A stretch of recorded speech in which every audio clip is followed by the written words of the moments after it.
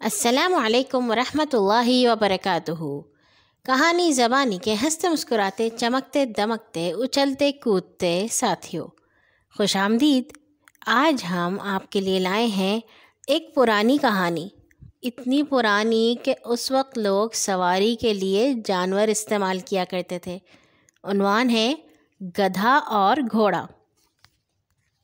کسی شہر سے دو شخص لاہور روانہ ہوئے، جن میں سے ایک تو گھوڑے پر سوار تھا اور دوسرا گدھے پر۔ گدھے والے نے کہا، میاں سوار خان، سفر میں دو آدمی مل کر چلیں تو ایک دوسرے کی دوستی سے اور ساتھ سے بہت خوش رہتے ہیں۔ اگر ہم تم ساتھی ہو جائیں تو راستہ بھی اچھا کٹے اور منزل پر بھی اکٹھے رہنے سے خوب آرام ملے۔ سوار نے کہا، بات تو درست ہے، مگر میرا تمہارا ساتھ کیوں کر ہو؟ جس راستے کو میں ایک پہر میں طے کروں گا تم دن بھر میں مشکل سے کاٹو گے۔ گدھے والے نے کہا، یہ تیزی چند قدموں کی ہوا کرتی ہے، منزل پر آپ اور ہم خدا چاہے صرف گھنٹے آدھ گھنٹے ہی کے وقفے سے پہنچیں گے۔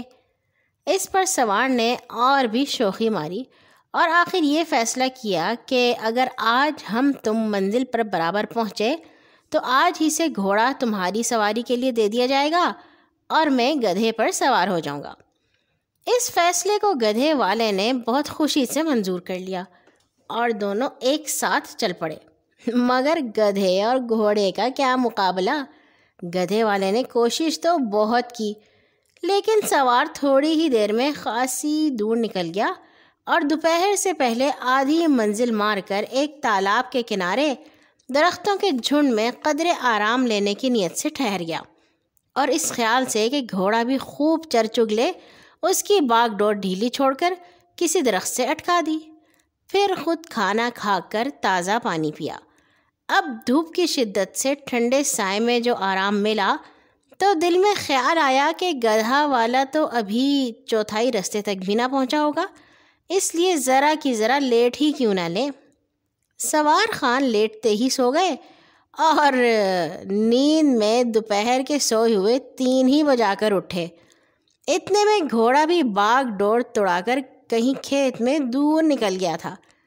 یہ اٹھے تو گھنٹہ بھر اس کی تلاش میں بھی صرف ہو گیا اور مشکل سے 4 بجے سوار ہو کر بھاگ کہیں شام کے 7 بجے منزل کی صورت نظر آئی۔ سرائے میں جا کر جو دیکھا تو گدھے والا گدھے اور گھوڑے کے گھاس دانے اور اپنے اور سوار خان کے کھانے کا انتظام کر کے چارپائی پر بچھائے مزے سے بیٹھا باتیں کر رہا تھا۔